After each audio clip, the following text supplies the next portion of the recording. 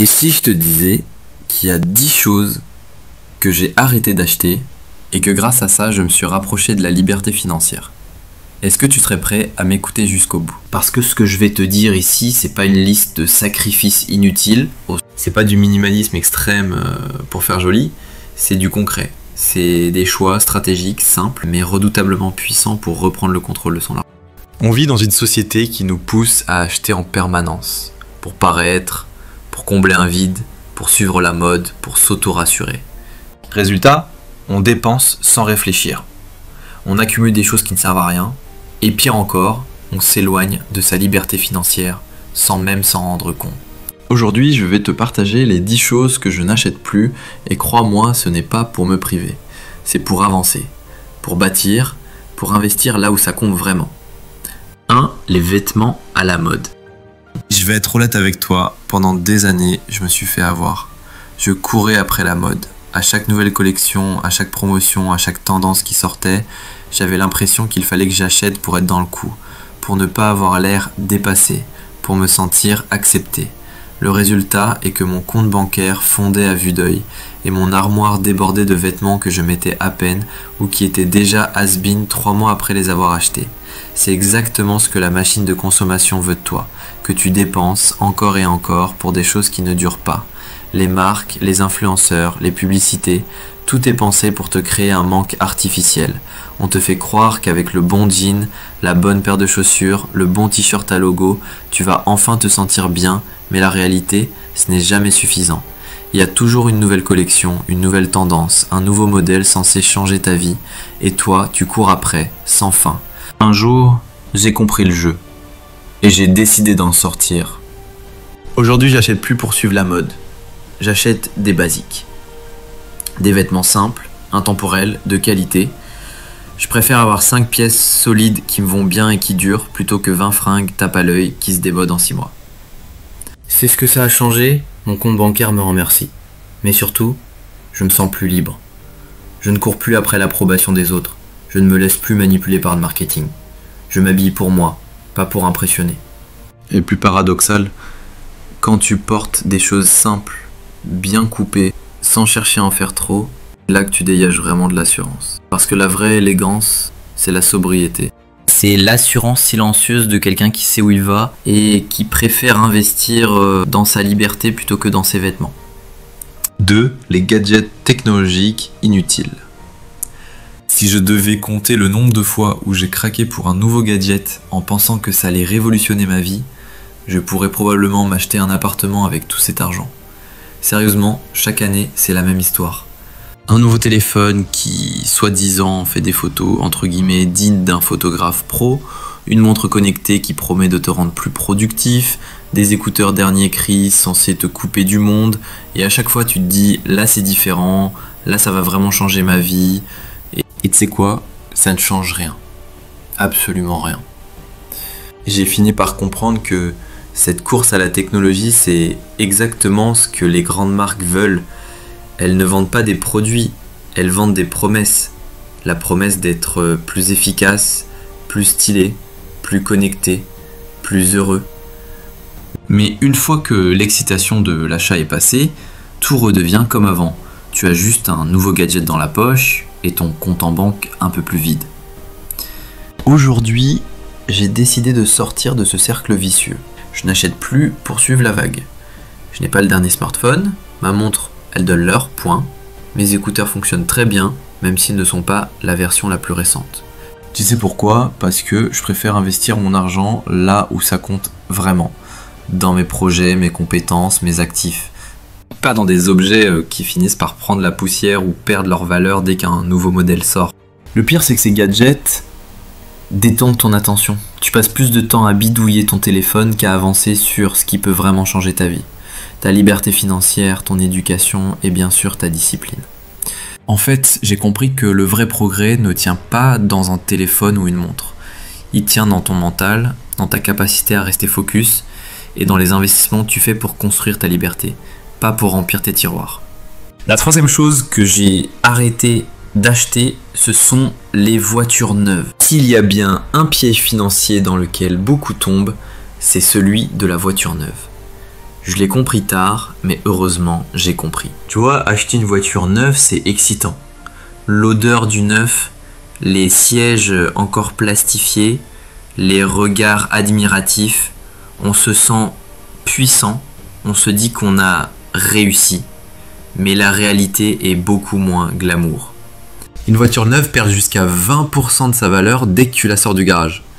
20%. C'est comme si tu jetais des milliers d'euros par la fenêtre simplement pour le plaisir d'être le premier propriétaire. Les riches le savent.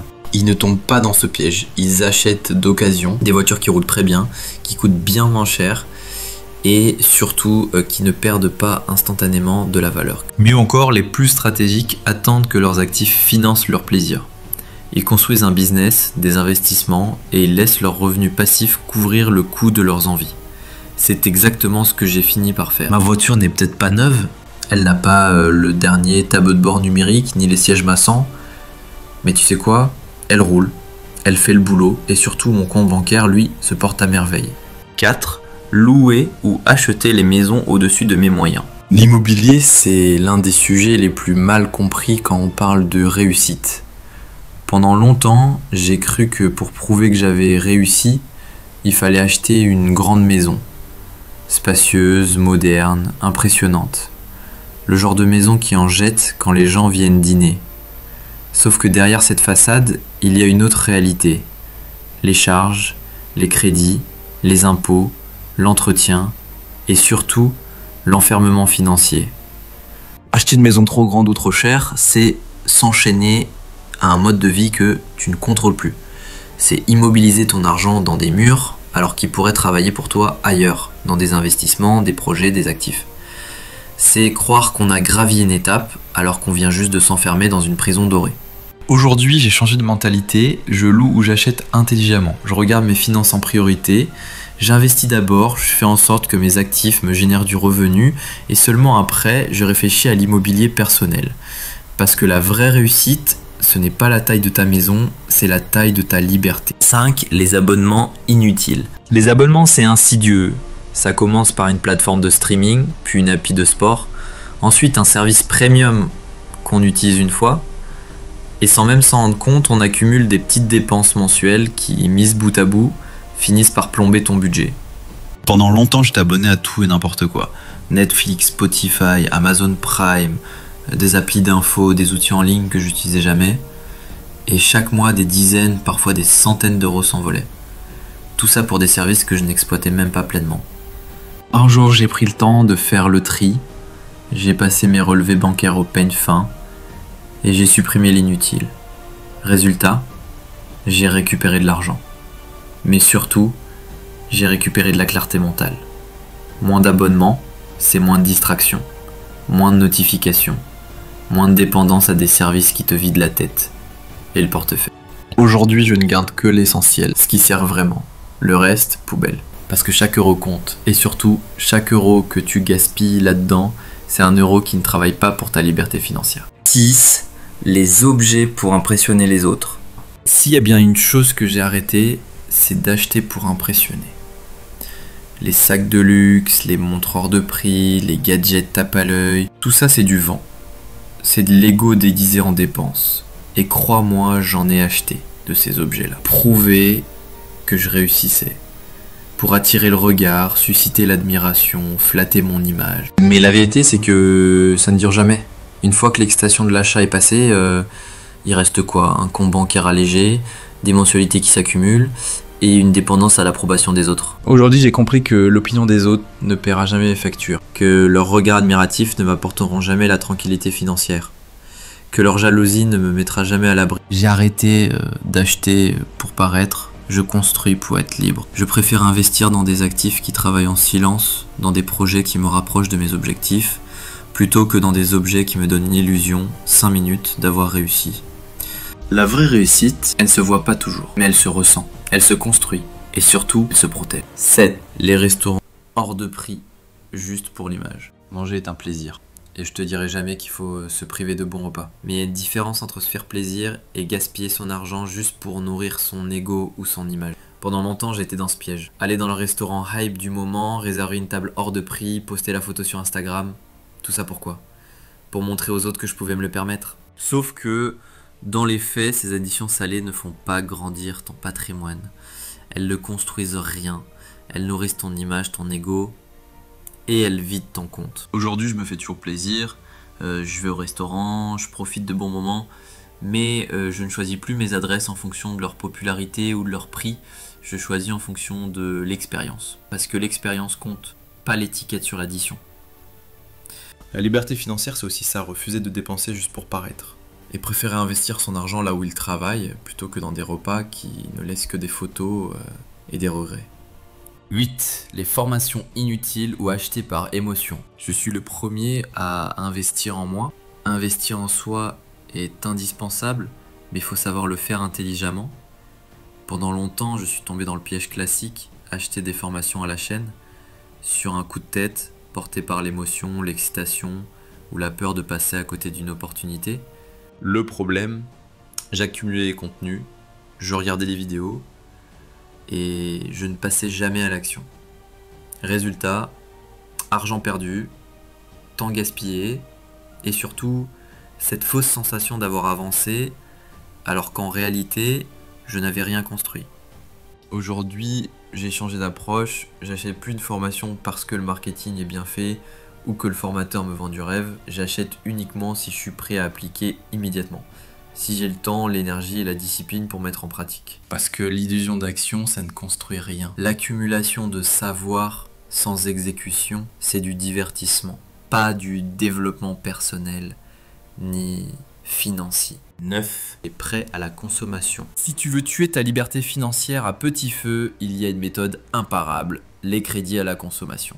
Acheter ce qu'on ne peut pas se payer cash, c'est la meilleure façon de s'enchaîner à un mode de vie qu'on ne maîtrise plus. Je parle d'expérience, je suis passé par là, téléphone, électroménager, voyage, gadget, acheter à crédit. Sur le moment, tu te dis que ce n'est rien, que les mensualités sont petites, que tu mérites bien ça. Mais au fil du temps, ça s'accumule, tu deviens esclave de ces paiements qui reviennent chaque mois, ton salaire ne t'appartient plus, tu travailles non plus pour construire des actifs mais pour rembourser tes achats impulsifs.